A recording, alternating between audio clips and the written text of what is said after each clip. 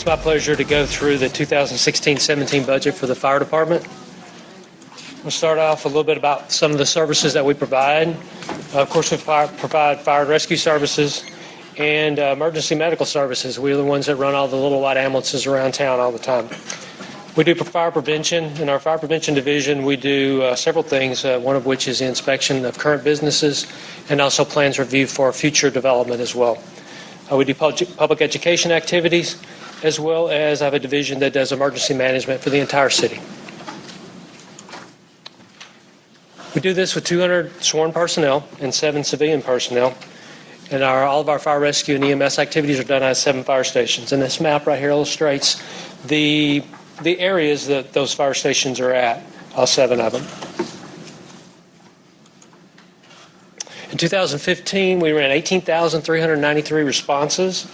Of those, 449 were fire responses, and of those, 188 were structure fires. To give you an idea, the responses were up from 2014. We had a 2.8% increase from 2014, and from 2010, we had a 17% increase in our responses. The 188 structure fires is pretty flat. We had 199 in 2014, 184 in 2013, and in 2010 we had 180, so that one's pretty flat, and that's good. We had 13,929 EMS responses, and as you can see from my pie chart, that's what we do. That's pretty much 76% of what we do is our EMS responses. Those calculate, we had 13,522 in 2014, and in 2010 we had 10,843, so that's a pretty healthy increase there. We had 1,377 false alarms and 2,638 just other responses, just general responses for mutual aid, hazmat, public service calls, etc. In the fire department, we have some pretty established goals, response goals that we developed. There's 2 of which for each one, fire and EMS. For the fire response goals, our first one is our average fire response goal. And our goal for to get our first unit on scene of a fire is 5 minutes and 29 seconds. 2015, we did it in 5 minutes and 33 seconds. We were only 4 seconds off our goal, so that's pretty good. Now, our 90th percentile goal is a little bit more stringent goal. And this is, ours is 7 minutes. We want to get the first arriving fire apparatus on scene in 7 minutes and 50 seconds or less 90% of the time. And as you can see, our 2015 performance goal, we got there in 8 minutes and 20 seconds 90% of the time. So we're about 30 seconds off that more stringent goal. EMS, we have the same type goals, or a little different. On our average, we have 4 minutes and 59 seconds. In 2015, we got there in 5 minutes and 4 seconds. So we're 5 seconds off on that on our average goal, which is pretty good. On our 90 percentile goal, our goal is to get there within 7 minutes or less 90% of the time. We got there in 7 minutes and 20 seconds or less 90% of the time, so not bad. Also want to talk just a second about our priority dispatch for EMS calls. We started dispatching in 2015, in June of 2015, using a system called priority dispatch. It's a call triage, basically, for our dispatchers. They get a call and they go through a series of questions, and they triage the call whether or not it's an emergency, our code 3 emergency, lights and sirens, or non-emergency, non-lights and sirens. And we began it in June 1st, and we responded to 1,370 calls, non-code, no lights and sirens, for the last 7 months of 2015. And our average response time for those non-coded calls was 7 minutes and 7 seconds. Still not bad for not going non-lights and sirens, obeying all of our traffic laws, and getting to the destination. Safer, and it's a little bit less in wear and tear on our equipment. Our proposed budget for 2017, we're not increasing our service level, but we're not decreasing our service level at all. We're pretty much staying the same for 2017. So our budget's just a little over $25 million. It's about a $243,000 decrease from the 2016 budget. Most of that was in overtime cost. There are some changes between contractual services and supplies. We changed the way we are paying for fuel within the fire department. We're going from buying the fuel and putting it in the tanks and paying for it as we're putting it in the tanks towards more of a contractual services where we're actually paying for it when we're taking it out of the tank. So that's a change right there between our contractual services and our supplies. The projects for 2016-17, we're still working on that P25 radio system. As you know, it's a multi-jurisdictional between us and Garland, Sachse, and Rowlett, so it's a large system. We're still working on it. The good news is we should be finished with it late spring of 2017, so we should be finished with it by May, completely wrapped up with it by May of 2017.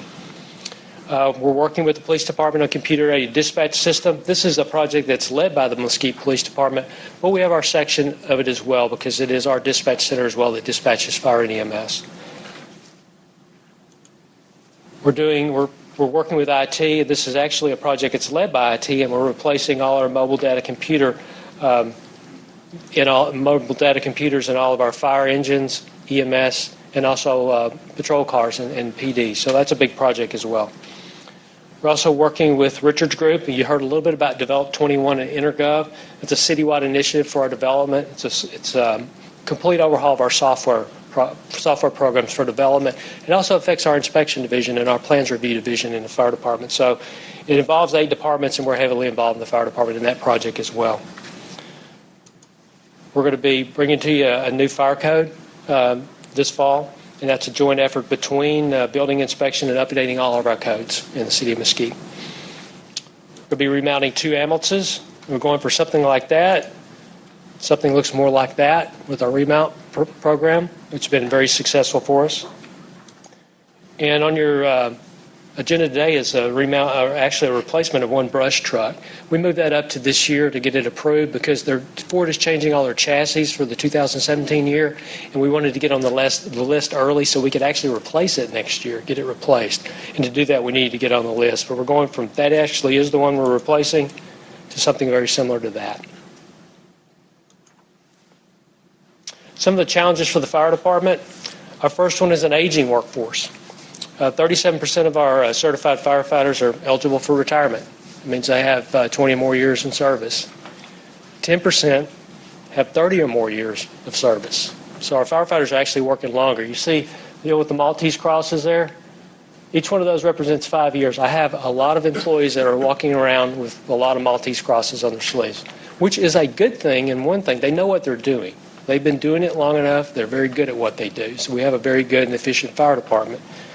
The challenge is most of them are going to retire in the next 5 years. So we're going to have to replace them with a younger generation of firefighter. And you saw my fires were way down. They have been over the years. So the training them is going to be very important. Another challenge is just keeping current with the ever-increasing EMS workload. Those numbers have been going up. We expect them to go up for the next 5 or 6 years. Maintain our fire station coverage as Mesquite continues to grow. You saw on that small map I had, the most of our fire stations, you didn't see any out in the south, very far south or the southeast. Well, as development goes out in that area, we're going to have to extend our fire station coverage out in that area, or we won't be able to meet our goals that you saw as well. Maintenance of our heavy fleet, and when I'm talking about heavy fleet, I'm talking about those fire engines you see there in our trucks. They're very expensive. They're customized. It takes the certification and the training to work on them, as well as the tools to work on them. We outsourced that maintenance a couple years ago.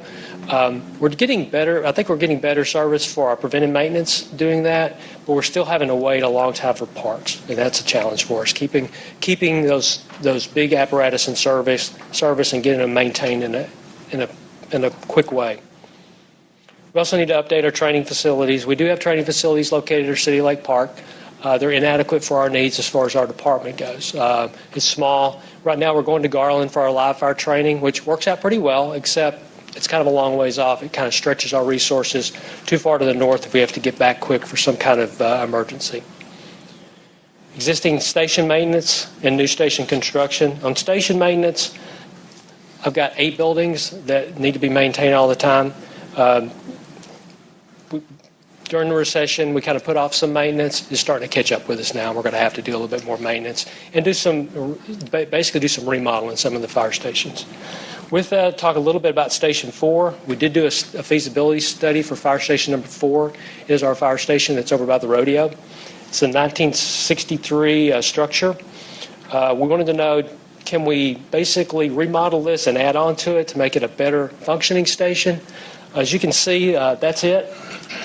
And that is about a 2-year-old fire apparatus, and that's a modern fire apparatus. It actually does fit in that station door.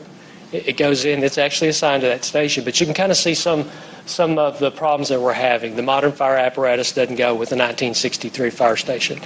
What we did, we hired BRW architects to come out and do a feasibility study. What do we need to do? We need to basically remodel the station, make it bigger. Do we need to rebuild this station? And what they come up with was 3 scenarios, and all 3 scenarios are very close in price. The actual remodel and expand cost a little bit more. It was a little bit over $6 million to do that. And you did have to buy some more land to even do it, because this is on about a little less than a third of an acre. So you would have to have some more property to actually do an expansion on it. The other scenarios came in right at $6 million. One came in a little bit less than $6 million, and it was actually new construction to look something like that. It's a 3-bay, 12,000 square foot modern fire station. To give you comparison, station number 1 is a 14,000 square foot 4-bay fire station. I actually talked to my counterpart in Grand Prairie today about they're opening a fire station next week, a brand new one. And I said, what did it cost? And it was $5.5 million. So right there, I think BRW did a good job with the estimate that they gave us for the fire station cost to replace it. All the scenarios do require a location. We do have to have a place to put it larger than what we have right now where we're currently at. In summary, the proposed department budget is pretty close to what it is in 2015-16.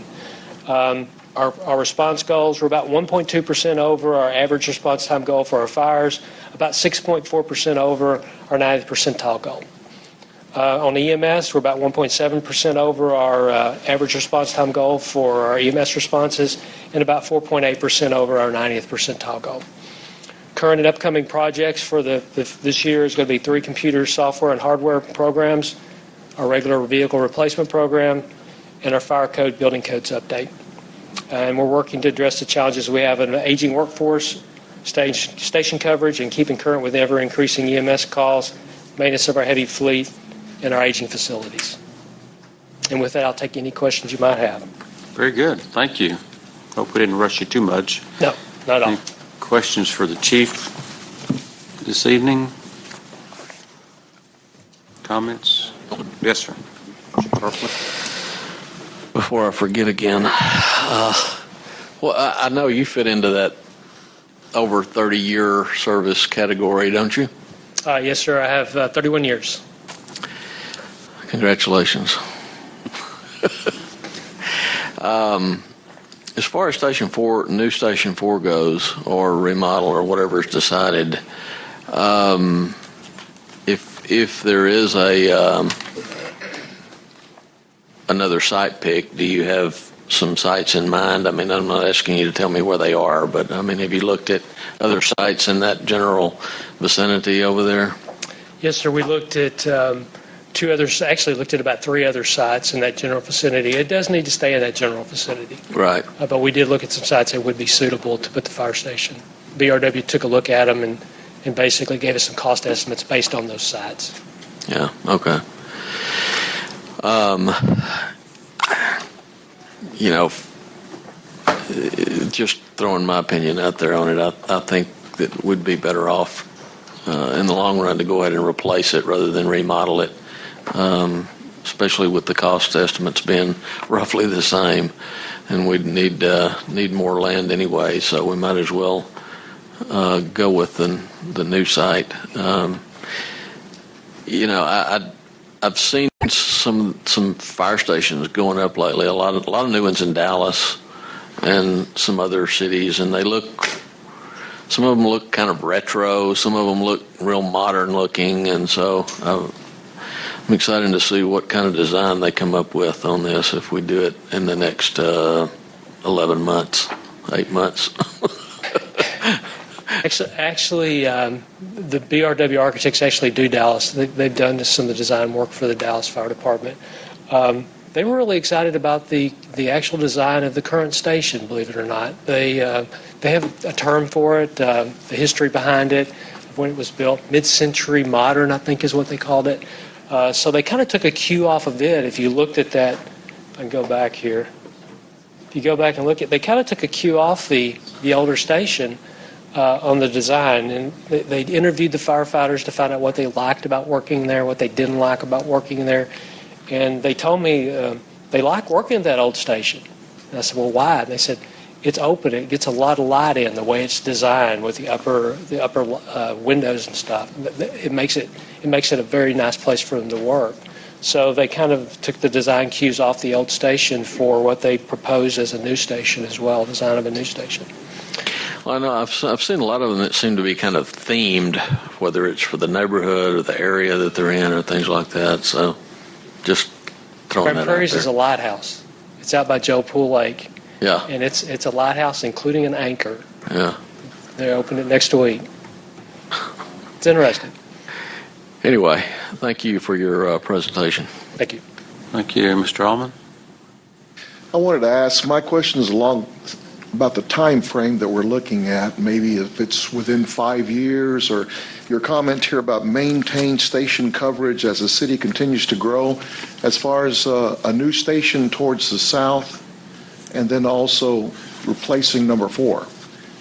Replacing number 4, I believe, is in the 1819, starts off doing the architectural 1819 budget and goes from there rolls into construction the next 2 years.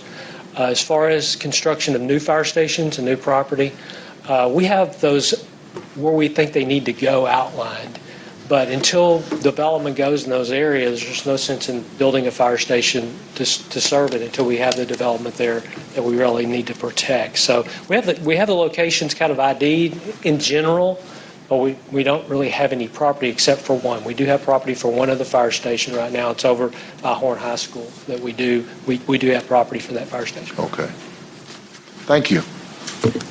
Any other questions, comments for the chief?